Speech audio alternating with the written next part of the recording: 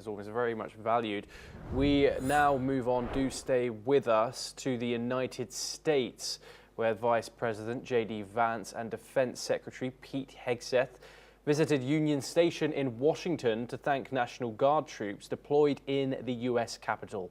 They were also joined by White House Deputy Chief of Staff Stephen Miller in a rare scene of top officials greeting soldiers in the heart of an American city. Let's listen in to what Vance and Hegseth had to say during their meeting with the Guard troops. Place safe. If you look at what's happened in Washington, D.C. in just the past 9 days, we've seen a 35% reduction in violent crime. We've seen over a 50% reduction in robberies. We are seeing... Well, look, we'll ultimately let the President of the United States determine where we are after 30 days of this emergency order.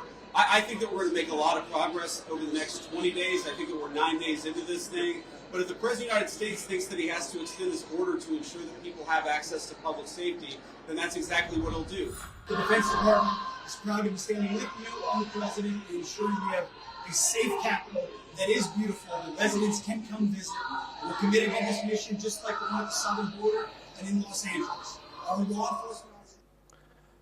Earlier, the Justice Department opened an investigation into whether crime data in D.C. was manipulated. And U.S. Attorney Jeanine Pirro has detected prosecutors to stop seeking felony charges for violating the city's ban on rifles and shotguns, saying it conflicts with Supreme Court gun rights rulings.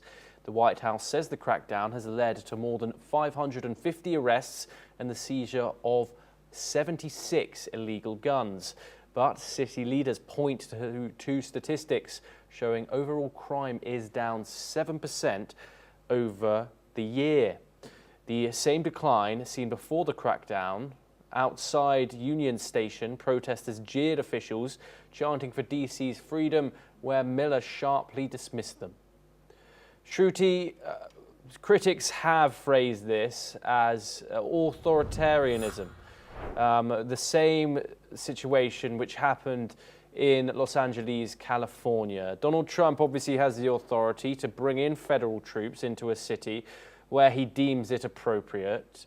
What is the reason here for Donald Trump bringing in these troops, even though that the crime figures say that crime is in fact on a decline in the U.S. Capitol?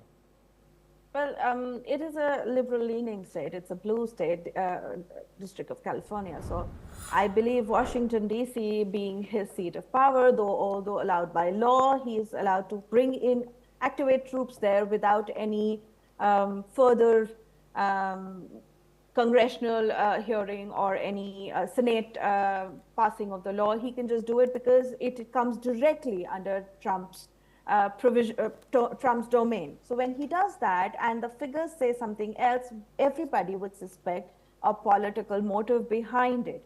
I would suspect that it has something to do with the rise of liberal-leaning ideas and protests that are happening around in the DC, and it kind of scares him that another Capitol riot would probably be brewing around this time against him. So he's wanting to put in measures by activating the National Guard and controlling the mob before they actually do become a mob that can threaten his seat of power. Beyond that, I also understand that crime rates can be manipulated very easily by not filing crimes that are actually listed as violent crimes. So there is a fine line between what is perceived as crime or not. Like as I believe Pam Bondi said that we cannot file on 14-year-old taking a gun and shooting people off. We cannot talk about minors stabbing people on the road because they are not under the purview of law as we have understood it as of now. So there is probably a small amount of fear that is there amongst Trump supporters, as well as Israelis and Jews, I believe, currently. They are under a lot of peril in the United States due to the Gaza war. So these are measures that he's putting in place so that his seat of power stays safe for himself and those who support him. Shruti, thank you as always. Pleasure to speak to you, and thank you for taking out the time. For our next story, we head over to West Asia, where Iran has